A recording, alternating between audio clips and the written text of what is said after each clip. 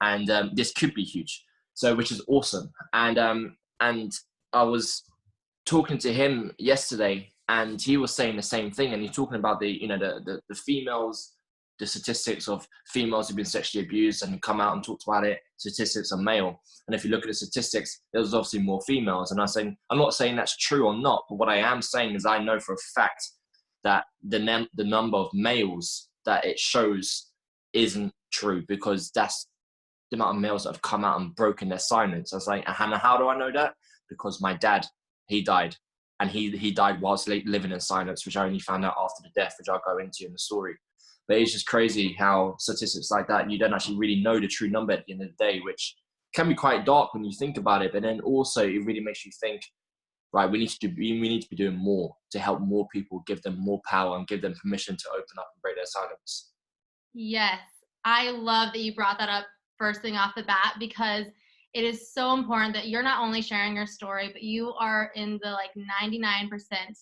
99% of people won't talk about this, either from a female perspective or a male perspective, but it's even less. And so I'm like, you are so powerful and strong for being willing to share your story. And I'm so excited to hear it. So thank you. So thank you. So I guess in regards to my story, feel free to stop me whenever you want. But I mean, I guess it makes most sense to start from the beginning, as they say.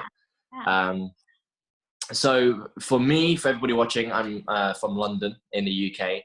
And when I was 4 years old, my mum walked out, and then it was just me and my dad, right? So I left my dad to raise me. My stepmom came into the picture a couple of years later, and then my actual mum came back into the picture a few years later as well. But she walked out, and it was just me and my dad for a while, for a few years. And then when my stepmom came onto the scene, and then she then moved in and helped raise me along with my dad. They then got married, and I was the best man at the wedding, which is pretty cool. I was 8 years old, feeling like an absolute don. I was a leader at this wedding, an 8-year-old kid being the best man. That's awesome. And so I was about 8 years old. And then when I was 11, right? And I was 11 years old, and I was around my nan's house, and the family were in the living room, and I was sitting on my granddad's lap watching TV. And then my stepmom was sitting on the sofa, and we were all watching TV. And then she looks over. She just happened to look over, something caught off her eye. My granddad used to smoke roll-up cigarettes, right? And he had his arm over, he had his hand over the arm of the sofa with the cigarette butt in between his fingers. And then she just saw at the corner of her eye the cigarette butt just drop out of his hand, land on the carpet.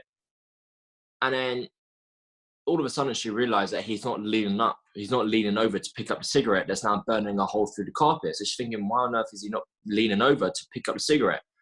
And then for some reason, just her spidey sense just started tingling, right? And she's like, Perry, come here. And then I got off his lap, and then she pulled me into the kitchen.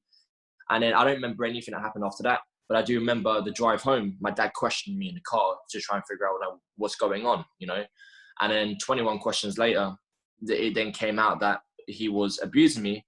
But then here's the thing, that ended up being the last case, but it happened for a whole year prior to that, right?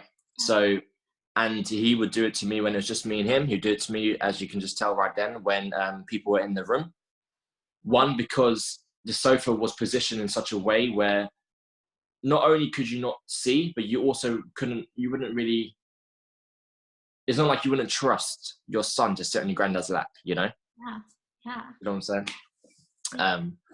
So that put a stop. And then my dad was like, listen, just, I don't want you to be talking about it. Just don't talk about this to your friends. So don't say anything. I don't want a black cloud over the family. I don't want people to think of the power name and then link that to sexual abuse. So I didn't talk about it, right? I didn't talk about it for years and years and years. And then obviously what we do now is we go into the realm of, okay, well, how did that mess me up, right? How did that fuck me up going throughout those years? Yeah. And I guess in the beginning, and this is where I think a lot of people will be able to relate. In the beginning, going through, like I said, I was 11 years old when it got put a stop to. Those beginning years, it didn't mess me up in the slightest. There was no issues. the reason why, sorry, that's my mum trying to call me. The reason why is because at that age, not only did I not, I mean, I was 11, 12 years old. I didn't know what sexual abuse was at that age. You know, I didn't know what, I barely even knew what bloody sex was, right? So I didn't know that it was a thing that you could be taken advantage of sexually, not only as this idea, but also my granddad, right? So like people ask, well, didn't you know what your granddad was doing? Like, so for example, to go into a little bit of detail, I was never penetrated, I was never raped, but I was abused, hands, talking, and those things that he would do to me, and then primarily hands and what he would do. But I remember times where the extent of it was, okay, this is a bit strange. It's going on for a bit longer than, like, you know, it's going on for a bit long. But then as soon as that thought would come into my head, the other thought that would then push that down is, he's your granddad. You know, he's your peer.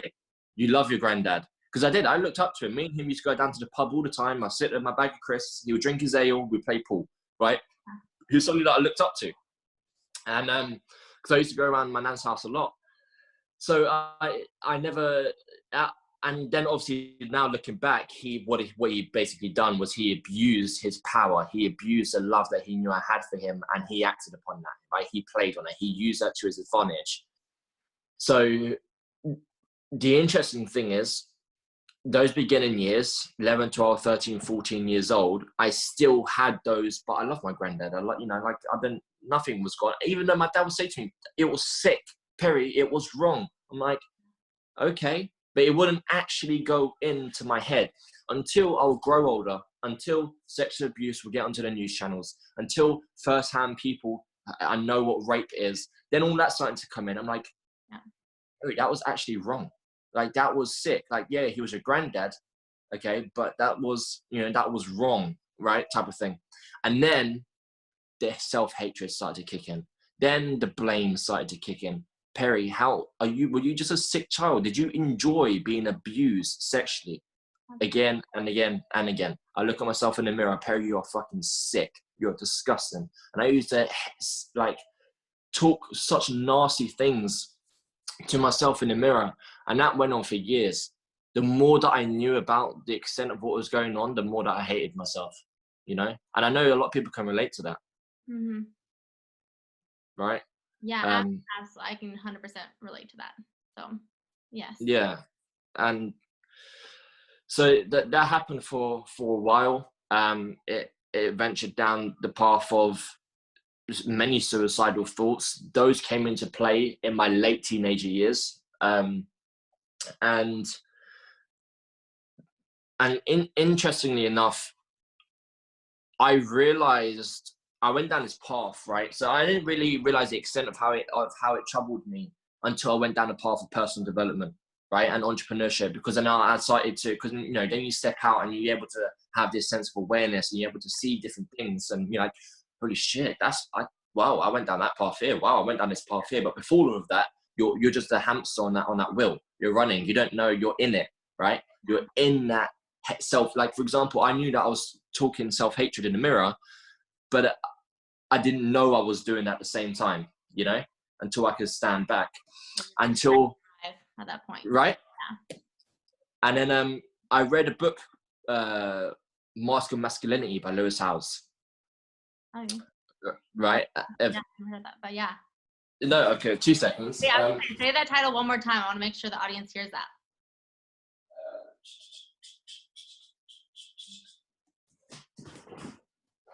Oh, my book. I have books. I knew I should keep all my books in one bloody place. They're all scattered around the house. I thought it'd be on my bookshelf. It's called The Mask of Masculinity. Okay. Did you decide to read that book on your own, or did someone recommend that? No, I decided. So he did a press release. Lewis Howes did a press release on this book that he's bringing out, and I just happened to see like a post on it, and it's about, you know, masks and the different masks that he wore throughout life as what he believed he should. And I was like, wow, okay, that's an interesting idea. It's an interesting book. Okay. So I brought the book when it got released. And then I'm reading this book and I'm like, holy shit. And then that was when I really stepped back, because he talks about, I haven't read it in a while now, but there's like, I don't know, just rounded to 10. There's like 10 masks, right? One of them be a sexual mask. One of them's a Joker mask. One of them's the violent mask. One of them's a sport mask. And then I'm looking at all these masks. And I'm like, wow, I wore these masks. And then the one that really, really hit was the sexual mask. And I know that a lot of men can relate to this, right? So like, for example, when I was living in London, I was this guy in college. I hadn't lost my virginity yet, right? And all my mates knew that, but I wanted to be the guy who had the attention of the girls and who was sleeping around, because I wanted to be this guy that I never was, right? Or never had the chance of being. So when so my nan passed away, like quite a few years after. So, but basically, when everybody found out about sexual abuse when I was 11, my granddad had a heart attack and died at work a couple of years later, right? So he was never convicted. He was never sent to prison. But there was actually a time when my family, my dad especially, tried to tell my nan about it, and she didn't believe it. Like, wow. So he knew that you guys, his son knew, and everyone knew now, right? Your grandpa knew that. Yeah. And I'll touch upon that in just a second, because it gets a bit interesting. So with the when after my nan passed away, we done up her house and we sold the house, and then we moved out of London because obviously cheaper prices outside of London, and we got a family home in somewhere in Berkshire. And I was like, okay, so I'm moving to a new place, new college, new people. Nobody knows me here. And I remember, it's interesting, but I remember making this decision in the car. I was like, I'm going to be somebody else, right? I'm going to be somebody else. So I go into this college, right? And so as you guys know, I'm an actor. So I went into the acting department in this college. So all these new people saw me, and I stepped into the shoes of like Perry Power, but on steroids, right? So I was this guy who had slept with so many people. I was a guy who was super confident. Now, if I was like no confidence whatsoever, but then like Perry had people he slept with, I'm like 30, that like, really? That doesn't add up. But I played this character, right? Yeah. When I moved to this new place, I played this character so I can feel worthy, right? So I can feel loved by people, so I can gain attention, which are the things that I never was giving myself for so many years, because I blame myself for what happened with the abuse. All these dots always link together when you see them. And but I didn't realize this until I saw a thing called a sexual mask. I was like, I put that mask on when I moved to that location. When I go to parties and when I was in university, I put on the sexual mask. When I then wanted to do American football, I put on a sporting mask, all to help with the lack of fulfillment, the lack of self-love, right? That I done to myself throughout so many years of conditioning, through being silent, suppressing the story, right? Because I didn't want people to see who the true Perry Power was, because I was scared that people would disown me. I was scared that people would reject me, right? Yeah. And then I get these feelings. I'm like, bro, you can't feel these feelings. You're a man. You're a masculine male, right? Yeah. Wow. And I know. And then I then realized about all these masks, and then I can get onto a second, just in case you've got any questions. But I just then started to put into work taking those masks off permanently. And the only mask I'm ever going to wear, well, is Perry Power, and that's the one that stays there permanently. Absolutely. And I know absolutely all the audience can totally relate to really putting on those masks, because like, for one, like, you don't even know who you are after the abuse, because for so many years, like your dad told you not to tell anybody. And that's what's so crazy about that. That is so common, and that's my story as well. But it's like, they just say, don't embarrass the family, don't let anyone know. And so of course, like, as an 11-year-old boy, having not even realized what had happened to him, like, how are you supposed to like go throughout high school and college, like the years where you're supposed to figure out who you are in kind of a natural, like, going to different events, going to different things, like trying new classes. And instead, you're like putting on the mask of, I'm okay. Mm. Did you ever, like, did you feel like you were just like, ever since you were 11, you were okay? Oh yeah, for sure. Yeah. Yeah. And so that's, yeah, I can completely relate to the mask.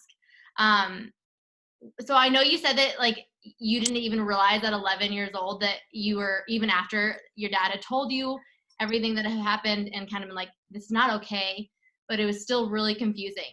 And Mm. many people can relate to that because especially when it comes from a family member, you're like, and I don't know about you, but like, were you ever taught to like, how did it start? Like the grooming, like family sticks up for one another. Did he ever say anything like that? Or, whatever family does, like, it's okay because they're family, forgive your family, all those kind of things. Did you hear that growing up?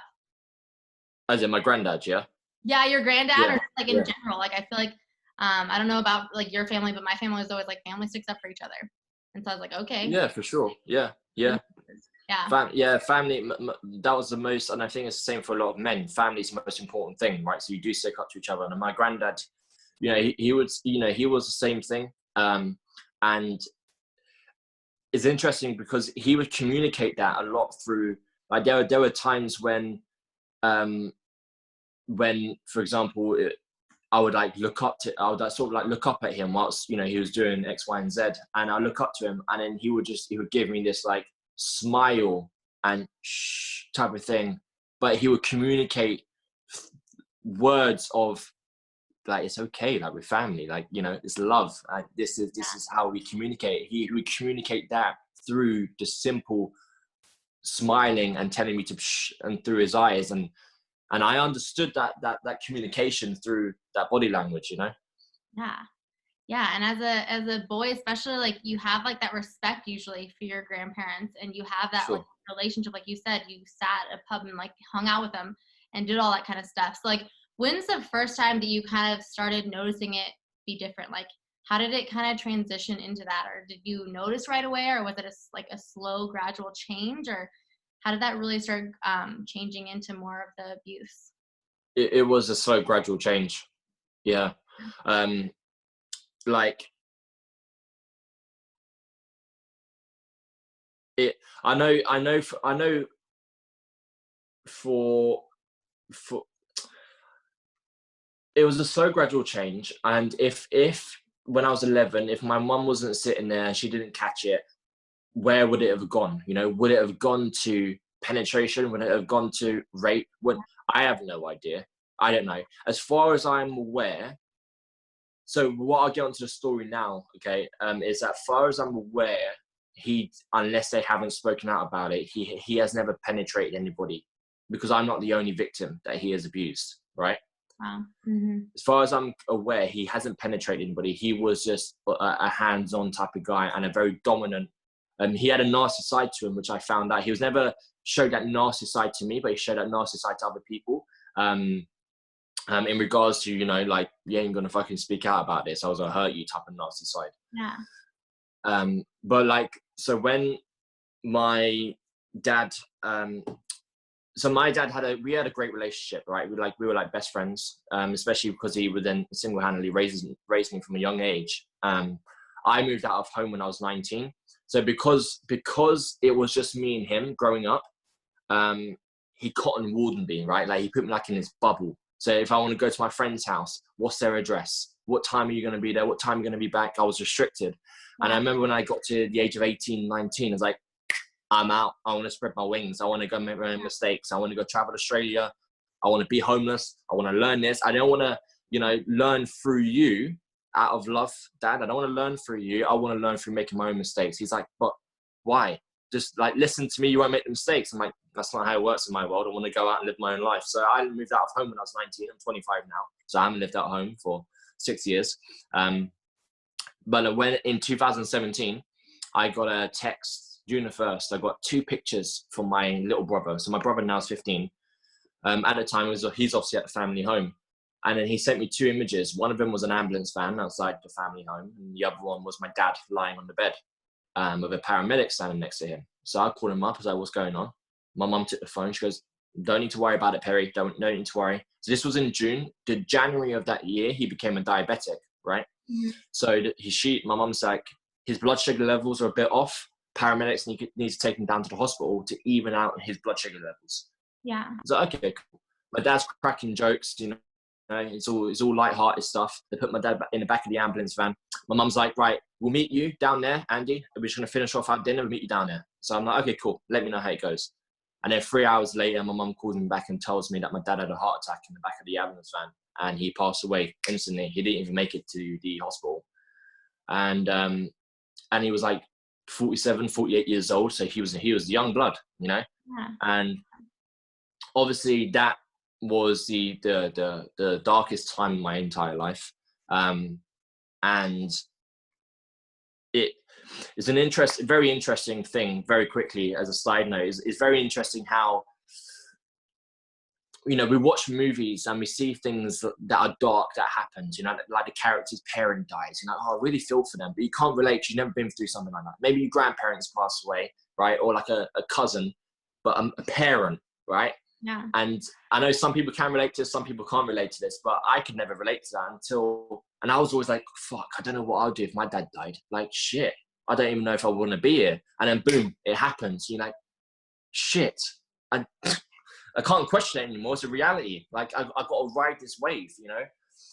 But then the scars that we carry with us are what bring us into more powerful and stronger human beings, you know? In adversity, there's opportunity. And It's amazing that you can say that, Perry, even through everything and even through your dad's, you know, death and stuff, because it is true that like the hardest times is the times that you have the most breakthrough. And as hard as that is, and as amazing that you brought that up, because it's time right now that we're in right now is like, I believe it's a time of healing as well, because it is a hard time as well. But yeah. Wow. Yeah.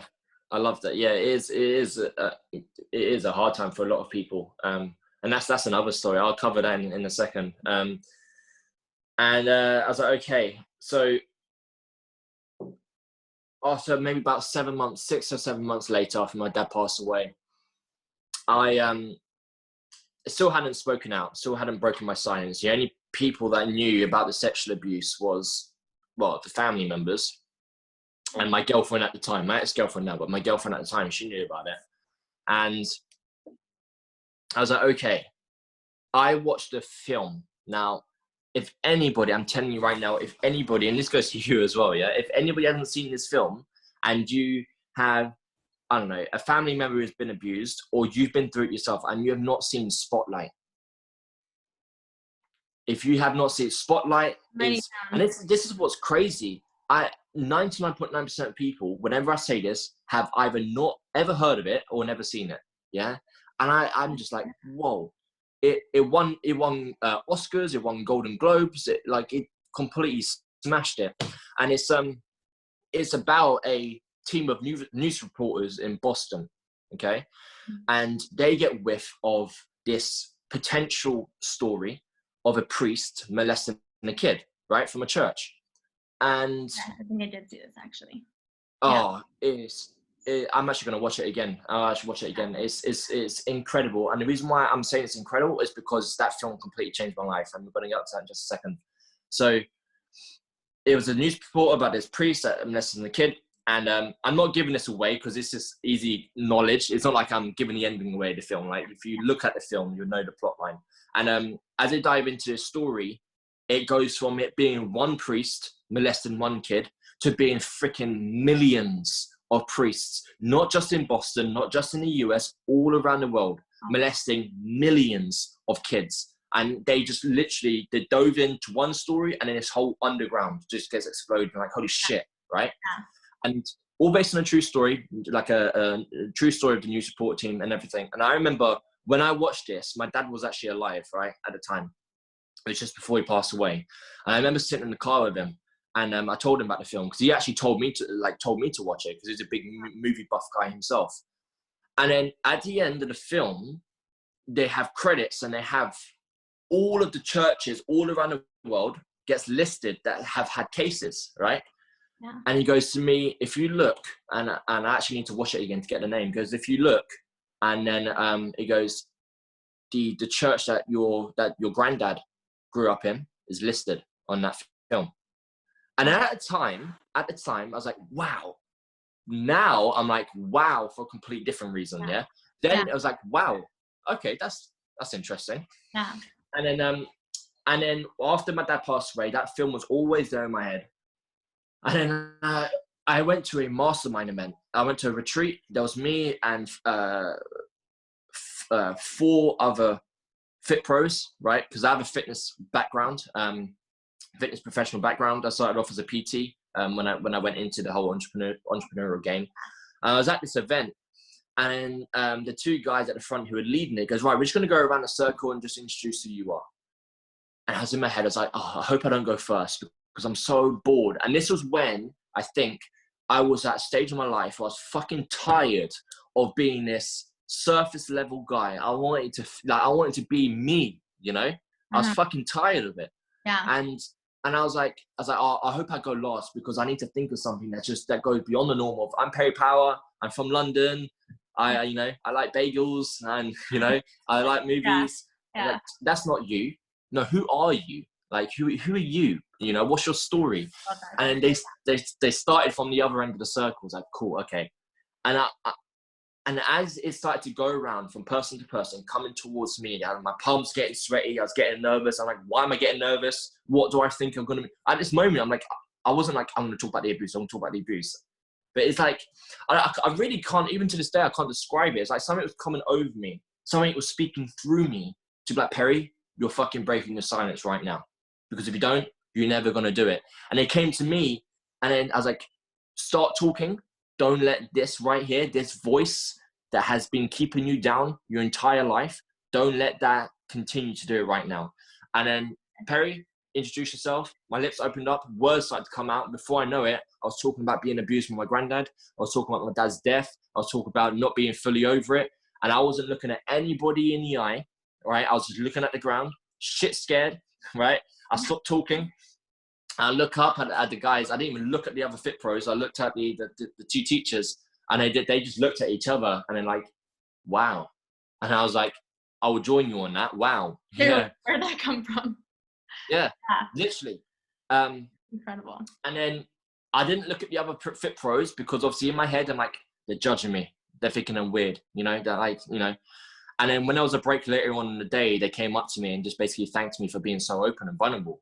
And then, and at the end of the mastermind, everyone anonymously writes on a postcard, gives it to the teachers, then they give it to the person that you've asked them to give it to. And I still got them in my car. If I ever have a down moment, I look at those cards and they're all saying, thank you for sharing your story. Thank you for opening up because you allowed us to come together. 5 strangers to come together through your vulnerability and through your story.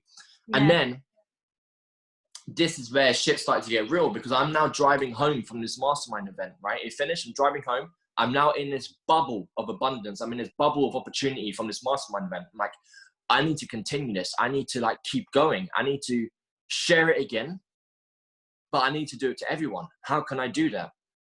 Bro. And then this voice came into my head, bro, just do a video, put it on Facebook, just do a video. Like you'll hit everyone that you need to. Nah, I can't do that. Yes, you can do it. All right, I'll do it when I get home. Okay. And I'm driving. Nope.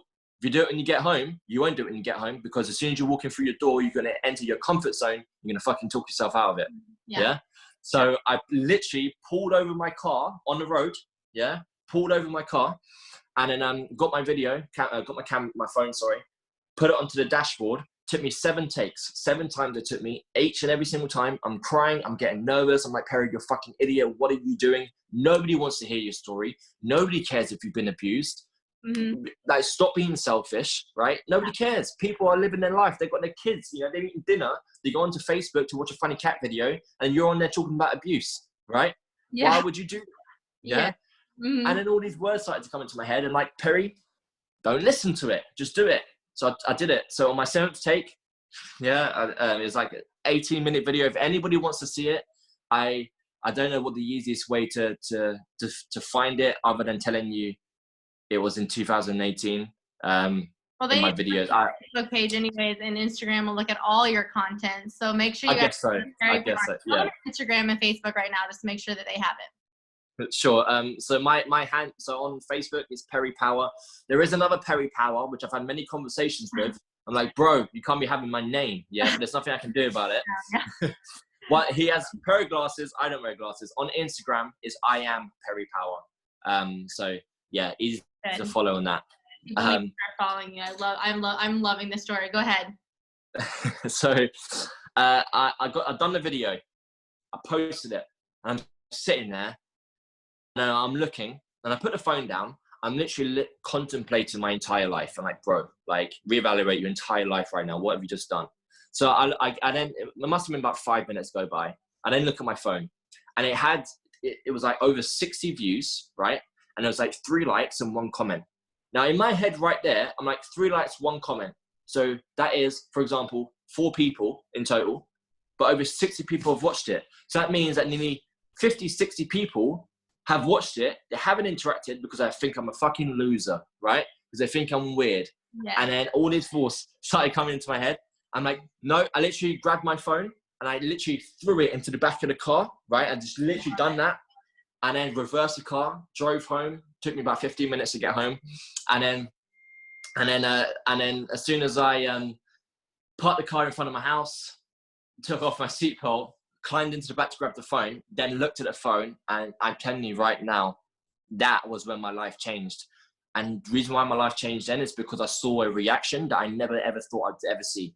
And that was countless people liking it, countless people commenting, showing their love, showing their support. And then I started to get all these messages like, holy shit. And then it was the one message that further changed the trajectory of where I was going to be going from then. And that was this one guy in the States who basically, in a nutshell, it was a long message, but basically in a nutshell, he was on a very suicidal path because he was fighting all these internal conflicts. He was fighting his family because he's trying to do what he wants, but he's got a story that's been holding him back. And he's a male. He's like a Texan male, right? I'm not obviously from the States, but I can imagine that Texan male is they're like the epiphany of what a man is, right? Yeah. And channel is close enough. Yeah, so he basically said that watching my story after going through tears of crying from watching it, I've helped him come off that suicidal path and be in basically a brighter future, or whatever it was, right? And I remember, and that was my first taste. I was like, first of all, I didn't even know how to even handle that. I was like, okay, because here's the thing, I did that for me. And, this is the thing I say to people, breaking your silence, sharing your story, fuck everyone else. It's not about anyone else. It's about you, right? It's about you. It can be for other people at a later stage, but I wouldn't lead with that. I did it for me, okay? So when I then saw that message, I then realized that it can now become for other people. There is an opportunity there if I wish to take it. Right? People don't have to be these leaders to help other people. I don't have to, because some people don't want to take that limelight. And for some people, that can scare them from actually doing it in the first place. You don't have to do that, right? But I was like, but I like the idea of it. So I was like, okay. So I continued to share my story in different snippets. And then fast forward a considerable amount of time, I'm now where I am. But the interesting thing here, right, from sharing my story was, I then realized, because obviously now my family had watched the video, right? So everyone has seen the video now. Yeah. Then what came to light was my whole family thought that moment that my mum saw my granddad's cigarette drop, she thought that was the only time, right? She thought that what she had caught was the only case of the abuse. Mm-hmm. Nobody knew it had been going on for over a year until they watched that video. And then my family started to understand the story. And then because I wasn't living at home, the next time I went home, I had to sit down with my mum, my grandma, because my grandma lives at home with us and with my mum now. And I was talking to them about it, and they just couldn't believe it, right? They couldn't believe it. And then when I went, now I've known that my cousin and my auntie, I'm very close to them. My cousin's like my sister. My auntie's like, I don't know, not even, like a very close auntie. It's my dad's sister, right? Yeah. And because she helped grow, like when I was growing up, she was the one that took me to school and picked me up. So I was always there. I was always like my second home. Yeah. Now I had always known that Michael sexually abused my cousin. That was a story that everybody knew in the family, right? Because it went on for a lot longer than it went on with me. So I was a year. It went on a lot longer with her. She has, like, some of the stories that she has is definitely, I'm like, wow, I think I got away quite nicely, compared to her. And when I went round to the house, now the reason why I'm saying this is because after I went round there, she came onto a Facebook Live video with me, and I said to her, I was like, do you want to share your story, with my audience and with your audience as well? And it took her a while. It's like, yeah, I want to do it. And that was a beautiful thing, absolutely beautiful thing. She literally drew back the curtains and just told everyone on Facebook, and which was awesome. But when I went round there, okay, this is the interesting part. When I went round there, my auntie and my cousin, they had the same reaction. Didn't know it was going on for over a year. My cousin was getting angry, like, oh, I would have done something about it if I knew. She's very protective over me. I would have done something if I knew about it, because she was like, I want it to be the only one that was going through it. I don't want other people to be going through that, You can take it if you went through it, but when like someone close to you have gone through it, But then my auntie proceeds to tell me that not only was my cousin abused by him, but she was also abused by him, my auntie, when she was younger. And not only was she also abused by him, but so was my dad. Wow. Okay. Yeah. So now it makes a whole fucking ton of sense. And I was like, what? Now I knew that my granddad, Michael, was not a nice man to my dad growing up. In the respect of, when like my dad would collect collect football cards, or he would collect, really cool things. And he had like, this Star Wars collection. My granddad would be the one to come in and be like, that's stupid, you shouldn't be collecting shit. And he would take it and put it in the bin or burn it or do stuff like that. Really, his own form of abuse, emotional abuse, mental abuse, right? But I also didn't know, that's all I knew. My dad was a man's man, right? He was a man's man. And like, he wouldn't be talking about that shit. But then my aunt is like, yeah, he was also abused by him. And I was like, fuck. And then I started to sit there and I started to think, and then I started to connect all the dots, right? Yeah. And then I was like, imagine going through abuse from this man, and then obviously a considerable time, like I'm talking 10, 15, 20 years have gone by where that hasn't happened, right? And then you bring a son into the world, and then, your son is going around your mum's house, my nan's house. Mm-hmm. And then you find out that your son has been abused by the man that abused you. Then it started to make sense. It's like, I started to try and step into the shoes of my dad. It's like, he must have blamed himself. Absolutely. Hardcore. Yeah. He will have blamed himself for putting his son into, like, for example, on TikTok, I've had people comment,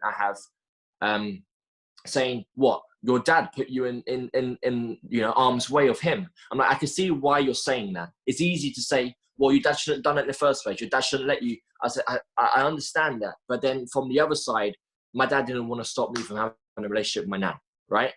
And also, another side, when people are sitting in the same room as him, but he's positioned the sofa in a certain way, if he wants to slip his hands down my trousers and play around me for an hour, whereas nobody can see, like, and the balls on a man to do something like that when people are in the room, which, as we know, is all part of the thrill anyway. It's all part of the experience. You can get caught, right?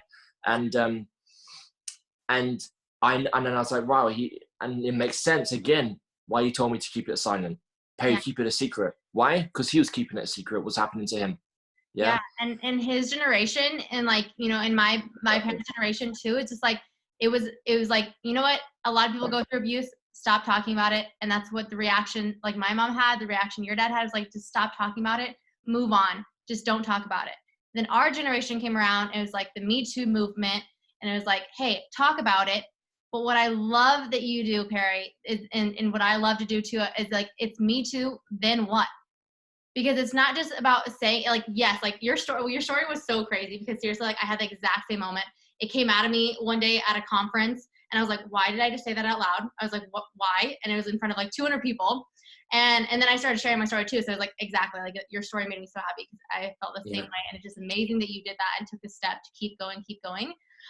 Even though those voices were in your head about like, hey, no one wants to hear your story. You're not that cool. Like, your story doesn't matter. There's other stories that are worse than yours. You're fine, and you hear all those things, and you did it anyways. And so That is amazing, for one. And then what I love that you also do is that, like, you're not just saying, like, you tell your story out loud. Absolutely, tell your story. It is so relieving. It's not just for you, it's for other people in the end. But like in the first part, yes, it was about me. I didn't realize how much it was about me when I told my story. I was like, I want to help other people. I want to help other people. And I told my story out loud, and I was like, wow, like I feel like a weight's off my shoulder. Yeah. Yeah. But then it's like, what's next? And so if you can just like share with us, like, what's next after you share your story? Like, how do you heal even more? Like, what's helped you the most with your healing? Yeah. So when when I was at that mastermind and the two teachers looked at each other, then what they then went on to say is like, right, you need to speak to this guy, right? Our friend, you need to speak to him because he lost his dad, and he will help you go through the grieving process of your dad. So I spoke to him, and then at the time he then said to me, right, you need to go through the practice of forgiveness. Okay, forgiveness is what helped me get through the grieving of my dad's death. So okay, so I watched, so he helped me through forgiveness, and then I was like, because me and my dad, we butted heads a lot. Like, he didn't have the same worldview as me. He wanted to, go and get a job and be secure, be safe. Don't do stupid things, don't make mistakes. I'm like, I want to make mistakes every day. I want to fail. I want to be broke. I want to travel the world. I want to do all this shit. I want to be, an actor, which is not the least secure job in the entire fucking world, right? But it's an expression of my love. It's an expression of my art. I want to do it. It makes me happy, which is the most important thing in the entire world. We just didn't have these. But then as I started to grow older, he then realized, okay, there's nothing I can say to Perry will change. Like, he will come back at me. I grew to an age where I'm like, my dad will say something, I'll say something back. It's still in respect that he's my dad, but I'll stand my ground, right? Yeah. And then so we would argue a lot, because he would stand his ground, and I'll stand my ground, right? And we would argue a lot. And then so because of that, there was a lot of things I didn't forgive him for. So before his death, for about 3 years, 3 years prior to his death, he started to drink, right? And he started to become an alcoholic, but he became an invisible alcoholic. People would not know he's drunk. My mum went for so long without knowing he was drinking. Like, after he died, my mum was like, I didn't know he was drinking. And then I was like, I did. And then I felt a lot of blame, because I used to help him fill up the vodka bottles with water and put it back in the cupboard, right? Oh, yeah. But I did that as a thing of, one, I didn't obviously know it would lead to a death, right? Yeah. I saw that as me bonding with my dad, and he would make it seem as if we're bonding. Like, for example, if we're in a car and he would get out vodka in the black bag, and he'd start downing vodka in the car as if it was water. And even if I had a reaction of, oh, come on, Dad, he would then, like, he would take it to heart, he'd be like, don't. And then I feel bad for having that reaction. So I'll just, but I had a lot of blame, right, for my dad. I hated the fact that he became an alcoholic. I hated the fact that he went down this road of alcohol abuse, of drug abuse, right? Yeah. Obviously now knowing that there were coping mechanisms because of the story. Because I remember saying to him once, Dad, why are you drinking so much? He goes, to fight away the demons. At the time, I messaged my mum. She's like, what demons has he got to be fighting about? Yeah. It makes sense. Demons from fucking, it makes complete sense. So I had to find forgiveness in not only myself, but find forgiveness in him in order for me to move forward. And then after practicing forgiveness, which is gaining this awareness on the areas that I couldn't forgive, and then I can then work on the forgiveness. Here's the interesting part. That, well, right, I can't move on from the abuse. What do I need to do? I need to go back to that time, and I need to find forgiveness. Forgive yourself, Perry. Like, you wasn't to blame. You didn't allow it to go unknowingly. Like, you were a victim then, but you can now become the hero of your story. Don't remain the victim. Yes. Be the hero of your story. Yes. Yeah. So you need to find forgiveness in yourself. You need to increase that self-love, increase that self-worth. And I did that, but I still couldn't move forward. I still couldn't do it. I could for me, but if I saw a picture of Michael, there'll still be anger, It's like, I can't continue. I need to go back. So it's like, right, I need to forgive my granddad. I need to forgive the guy who sexually abused me, right? Now, here's the interesting thing, and I love talking about this, is because people are like, You what? You forgave him? You can't do that. That's sick. I'm like, hold on a second. I'm not forgiving him for him. I don't give a shit about him. I'm not forgiving him for him. I'm not giving him a get out of jail free card. And you know what, mate, you abused me, but I forgive you. It's all dandy. It's all good, mate. You know, nothing to do with that. I'm forgiving him for me because I'm worthy to not let what he done to me hold me back anymore. Right? Yeah. So I need to move forward. Now, how did I forgive him? By the way, if I'm talking too much, just butt in and just tell me to shut up. Okay? I'm like, you're saying everything. Yes, I love it. That is so important because it's like the hardest part sometimes is to forgive yourself, and the hardest time is to forgive your abuser, but it's not for them. Like so many times, exactly. It's for you because it brings you down, and whether you know it or not, there's things like this show up. Like I'm sure you just had things that showed up in your life, and you're like, whoa, like seeing the picture and different things. You're like, whoa, like I don't need that anger in my life, and I don't need that. Yeah. So yeah. Well, yeah, for sure. And sometimes, you know, we'll have this, like for example, I knew that it was bubbling when I got a beautiful dog. She's nearly 4 years old, but I remember like the first year or 2 years when they'll do things like piss in the house, or they'll jump up at the window and they'll scratch the doors. I would get angry, not angry as in like hit her or anything like that, but I'll feel rage. Like, what are you doing? Yeah. And then it got to a stage where I'm like, why did I just react like that? You know? And it's because when you hold down these feelings from earlier on in your life, especially childhood, and you suppress them, they bubble over and they will come up and sharpen multiple areas of your life. But in regards to the forgiveness, it's like, right, I need to forgive Michael. How do I do that? Okay, I need to try and understand. Because for somebody to be in a place to sexually abuse somebody, they're gonna have to have gone through something.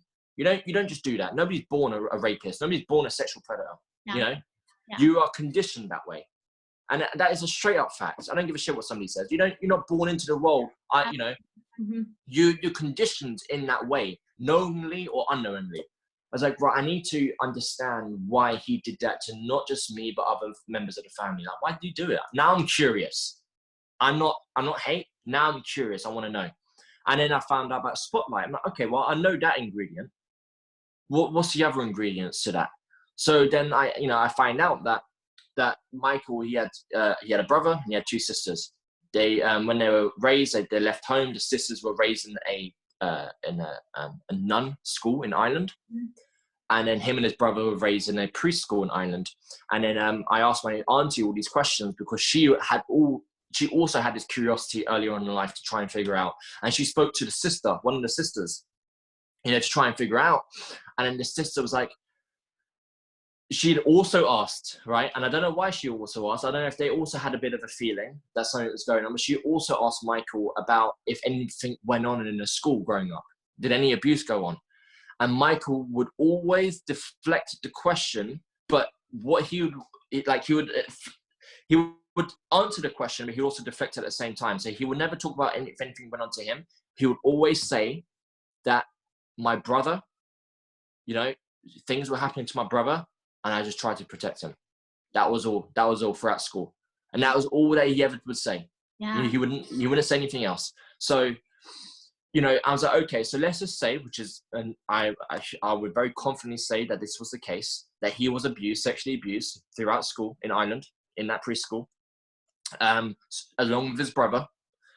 And if he was protecting his brother, maybe some of the times he thought he would take on the load, and have it double the amount of time so his brother didn't have to go through it, Yeah.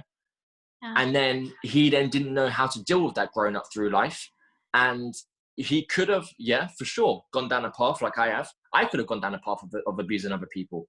Yeah. That is as much as an option to me, as this option here to not do that and use it to be the hero of my story and empower other people. Like, let's not kid ourselves. This is always an option. Otherwise, rapists and sexual predators wouldn't exist, right?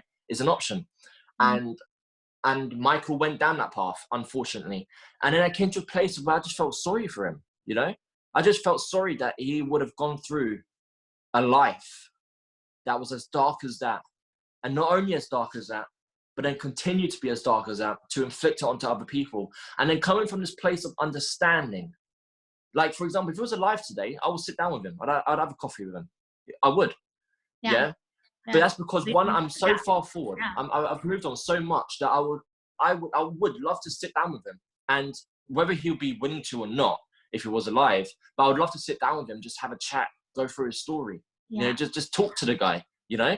Yeah. There's a quote out there that says, Because I forgive. yeah, there's a quote out there that says like you can choose to do things differently. Like you get the choice to do things differently than your family did, than your abuser did, but it is a choice. Because when you like have that love, like you were shown love in a certain way, which was abuse. It's easy to think that that's like how you show love, that's how you interact, that's okay. And so like you choosing to be the hero of your story, like you said, is an amazing choice, because we all have that choice. Whether it's abuse, whether it's alcoholic parents, whether it's anything that you've gone through that is getting you down right now, like you have the choice right now to rise up and to let your story make you stronger instead of making you broken, and instead of you bringing your brokenness onto somebody else. And so that's exactly what you're doing. And it's amazing that you said you would have coffee with your grandpa, because I don't know if you know this, like I actually had the opportunity to sit down with my abuser. And so, yeah, so I actually did do that. And I got to hear exactly his mindset behind everything that happened. And like, long story short is, you know, I don't know if this helps you or answers any questions, but like his story was that like, I was actually the first person that he ever saw naked.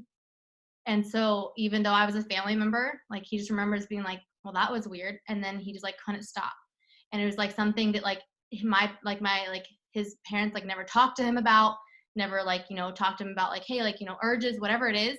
And so like for me to be able to sit down and have that same talk and be like, I forgive you, not only for you, Powerful. but because like how much it healed me. And I think like what you said, Perry, it's like, it's not about saying what they did was okay.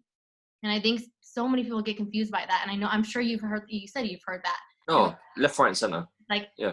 No, it's like, no, because you still have the choice to let it ruin your life or let it make you stronger. And that's exactly what you've done. And so we literally could talk all day, because for one, your story is really similar to mine. And for two, like you showing up as a male perspective, talking about this is incredible, because I have told my story before and I've had people come to me and been like a male, and you know, like they're like, you know, I couldn't do that because I'm a male, and you know, I don't want people to think I'm gay, I don't want people to think that I'm like messed up and all this kind of stuff.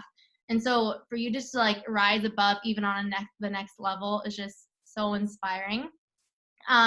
I do believe that we could talk all day, but I also want to honor your time. And so I just want to hear like just like 3 things that you think like that the audience needs to hear.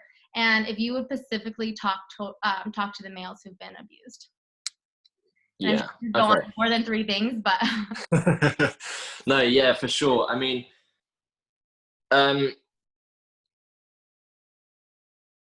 in regards to the males, I very quickly to talk about. I was interested about, and I want to say it now in case I forget, because I know if we come off this, I'll kick myself for not bringing it up.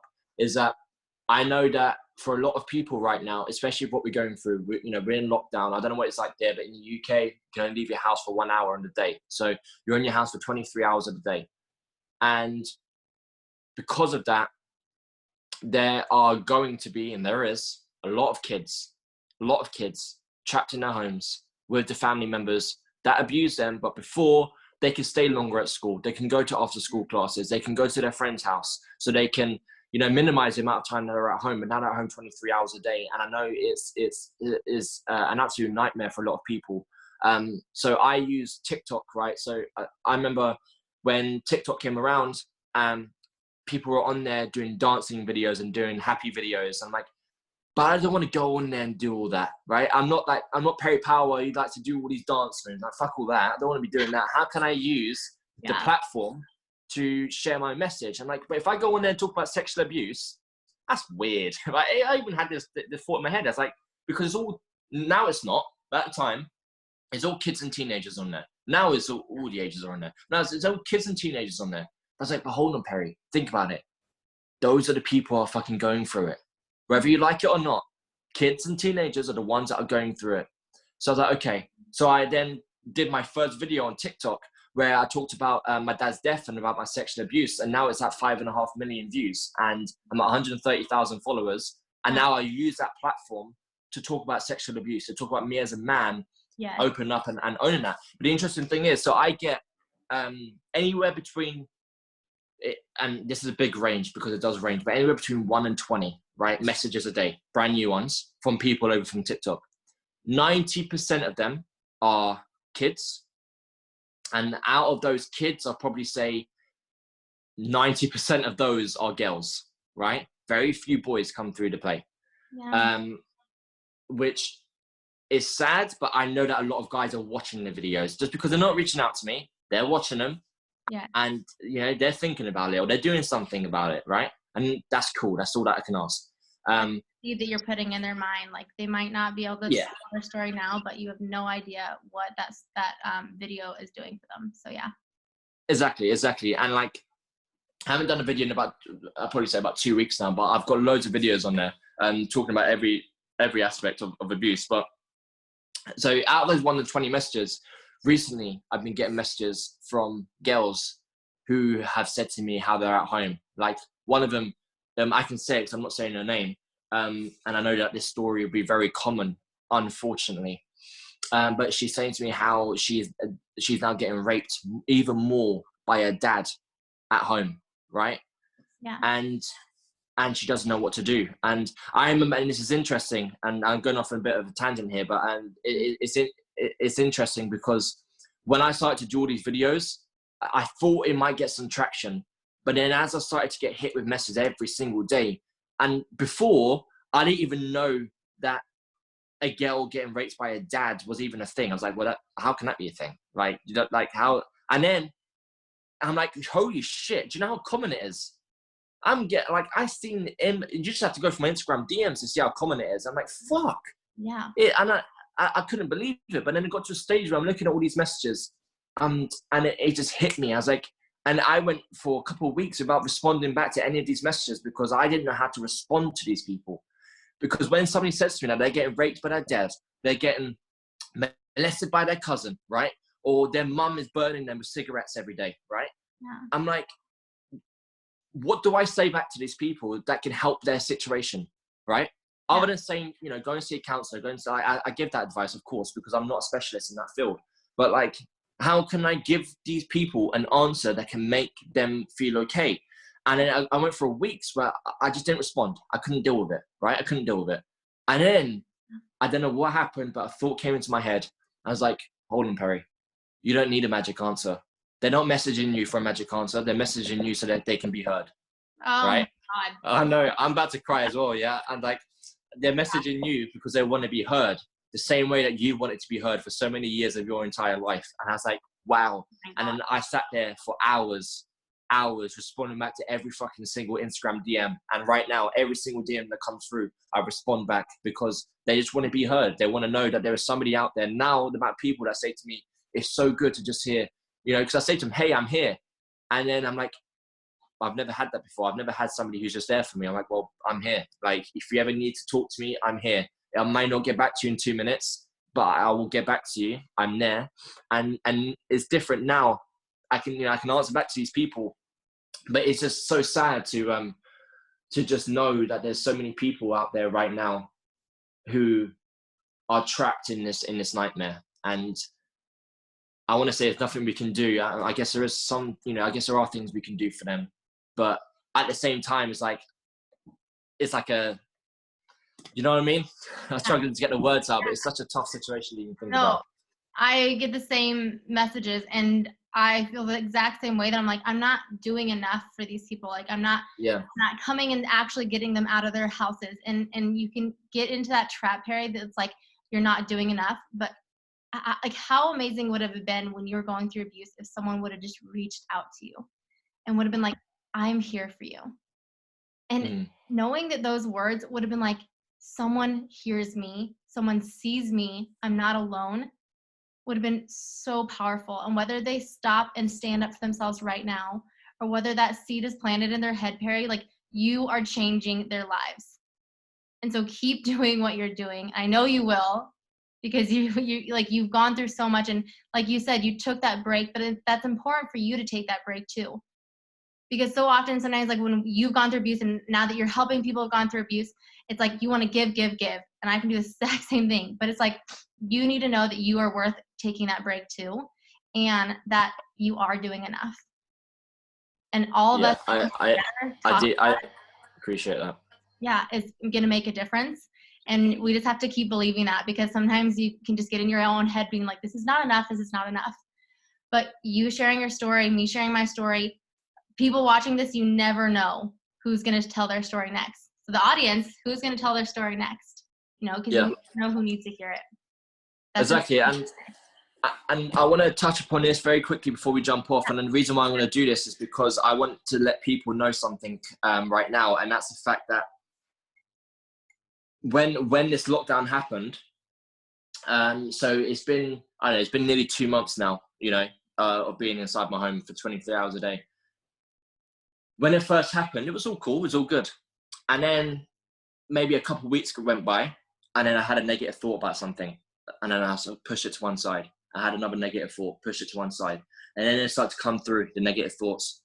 And then I find myself, this is kind of jumping the story a little bit, but then I find myself sitting on the toilet in my bathroom, playing out the idea of overdosing and ending my life. And that was recent. So reason why I'm bringing this up, guys, is because it's not like it's like, I'm not saying this from a place of, I've come through the other side and I'm now this God, I'm now this angel who's got it all figured out. I obviously fucking don't, because a month ago I was contemplating ending my life, right? And I never thought I'd be in that situation again until it did happen again. And I realized, wow, before lockdown, I was in this race of acting, of entrepreneurship, of business, of doing things that keeps my mind busy over and over and over, until business went down because of what's going on. And now in my house, I have a lot of time, which means a lot of thinking time. Then I realized that shit, there are still some wounds that need patching up. There's definitely some wounds that need patching up. And then I felt like I wasn't doing enough, which is why I'm bringing it up, because you sparked that thought. And then I remember, right? I remember before I went to the bathroom and I thought about all of that, for some reason, I don't even know why, but for some reason, I went back through my Instagram DMs, and then I just like a handful of people out of the messages, I just wanted to follow up with them, right? I just wanted to say, hey, I'm just checking in to see how you're doing. And this was like a conversation that we haven't talked for maybe a couple months. And then I just sent out like 5 or 6 messages, just checking in to see how you're doing. Then I went down this really dark moment. Then I came back in here, red raw from crying, right? And then go into my Instagram. And this is what really, really helped me, is because there was this one girl who was living at home with her mum, with her stepdad and uncle, right?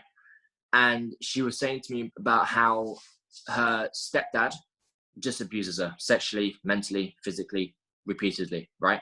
And the mum knows about it. The mum knows what's going on, but she's not doing anything about it. She goes, it's almost as if the mum knows what's going on and she's just letting it happen, right? And she goes, and I want to be able to, I have a good relationship with my dad, and I want to be able to move out and live with my dad. But but in order for me to do that, I need to stand up to my mum, to my stepdad, to my uncle. And if I stand up to them, what's going to happen? He's physically abusing me for not doing anything. But if I now stand up, are they going to kill me? I want to be able to stand up. I want to be able to take them to court and put an order on them and move in with my dad. That was the original story.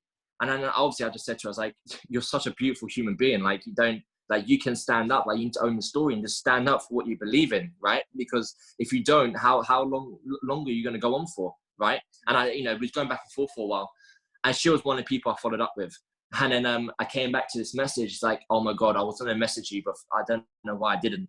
But from our conversation, I took my family, and this is the crazy thing to think about. I took my family to court, and I put a restraining order on my mum, and now I'm living with my dad. And I just like, right. The tears turned from sad tears. I'm welling up now. Turned from sad tears to, whoa, happy tears. Like, holy shit, And it's just crazy how much power our words, our vulnerability, our emotions, and our story can have on so many people. And half the time we don't even know the effect it's having, and that's okay. That's okay. But the people, That's so true, but too. you just need to know that it is helping a lot of people. And I just want to say, people, like you said about the 3 things, one of them is just, guys, own your story. You don't need to share it if you don't want to. I want to stress this point. You don't need to share your story. You don't have to share your story. On a public right? platform. Yeah. Yeah. Yeah, you don't have to get onto a video on Facebook and share your story, because that advice, if I said you should do that, that can stop people from even telling their best friend, right? Yeah. Because they feel like they're pressured to do something which they don't necessarily want to do. You don't need to do that. You need to first own your story. How do you own it? Find forgiveness. Do whatever you need to do to own your story and not reject it. It's you. Your story is you. Like, you know, these scars, like, own those scars, love those scars, kiss those scars, because they are you, right? And share, but I do recommend sharing your story, but like telling somebody, telling a counselor, telling somebody you trust, telling your best friend, telling your mom, telling whoever it is, but somebody you feel like you can trust, do that. Then if you feel like you want to take another step and then do it in a much grander scale, that's your decision to make. That's not our decision to make for you. That's your decision to make. And when it becomes your decision to make and you want to do that, that's when you know you're going to go the full way, because it's you. You've made that decision, you know? Yeah. So true. And just, yeah, I love that you pointed that out, because I don't think it's everyone's calling to go and share it online. It's not. It's really not. But yes, but reach out to somebody. And just to wrap this up, like, Perry, like he said, he's on Facebook, he's on Instagram, on TikTok. Like, he's available to talk to you guys. And so I want you to know, if you feel moved by this, if you feel like this triggered you in any way, and if you need someone to talk to, Perry and I are here. And we're here, obviously, at our home 24 hours, you know, and we're here for you. And so you're not alone in this. And I think that's what, like, your story is sharing that so many times over and over and again. Like, we're not alone in this. Unfortunately, yes, this does happen a lot to different situations. But you are not alone, and we see you and we hear you, and we love you. And if you need to reach out to Perry and I, we're here. I'm going to be posting his links all in the Facebook and posting us on Instagram, because this needs to be everywhere. This is amazing. I could seriously talk to you all day, because you're so inspiring. And really, like, I needed to hear that message. I need to hear your message all the time too. So thank you. Thank you for showing up today.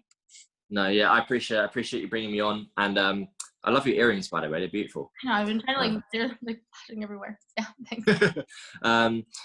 Yeah, no, I appreciate you bringing me on. And because, like I said, any opportunity to share our story can help that one person change their trajectory of their life and own their story. By the way, very quickly, owning your story, sharing your story doesn't have to be through verbal all the time. You know, there's a reason why artists and painters are painters, because they want to express their love. They want to express their story through artwork, through molding sculptures, because that's their that's their communication. That's the way that they want to get their emotions out. For people like me and you, we might want to verbalize it.